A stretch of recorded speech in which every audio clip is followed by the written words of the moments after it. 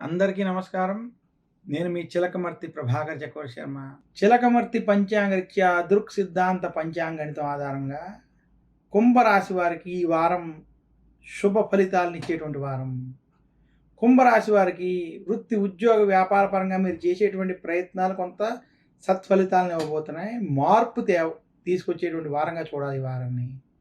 కుంభరాశి వారి జన్మ శని, ఏలినాటి శని ప్రభావం ఉన్నప్పటికీ బుధుడు కొంత అనుకూలించడం, అలాగే గురుడు చతుర్థంలో మార్పు చెంది శుభ ఫలితాలు ఇచ్చేటువంటి స్థితిలో ఉండడం, రాహు కేతువులు కూడా కొంత అనుకూలమైనటువంటి స్థితిలో ఉండడం చేత, తృతీయంలో రవి అనుకూల ప్రభావం చేత కుంభరాశి వారికి ఈ వారం వృత్తి, ఉద్యోగ, వ్యాపారాల్లో మార్పు తెచ్చి శుభ ఫలితాలు ఇస్తాయి. కుంభరాశి వారు గత కొంతకాలంగా ఏవైతే సమస్యలు ఎదుర్కొంటున్నారో ఆ సమస్యల నుంచి కొంత బయటకు వస్తారు. ఆర్థిక సమస్యలు మీకు ఇప్పటికీ ఉన్నప్పటికీ, ఏలినాటి శని ప్రభావం వల్ల ఉన్నప్పటికీ, ఏదో ఒక చోట నుంచి మీకు ధన సహాయం లభించి వాటి నుంచి బయటకు వచ్చేటువంటి స్థితిలో ఈ వారం కలిసి వస్తుంది. కుంభరాశి విద్యార్థులకి ఈ వారం అనుకూలంగా ఉంది. కుంభరాశి స్త్రీలకి శుభవార్తలు వింటారు, అనుకూలమైనటువంటి వార్తలు వింటారు. కుంభరాశి రైతాంగం, సినీ రంగం, రాజకీయ రంగం వారికి మాత్రం మధ్యస్థ ఫలితాలు ఈ వారం ఇస్తాయి. దేని మీద మీరు అతిగా ఆశపడద్దని మాత్రం తెలియజేస్తున్నాను. కుంభరాశి వారు శనివారం రోజు గనక శనికి తైలాభిషేకం చేసుకుంటే ఈ వారం కలిసి వస్తుంది.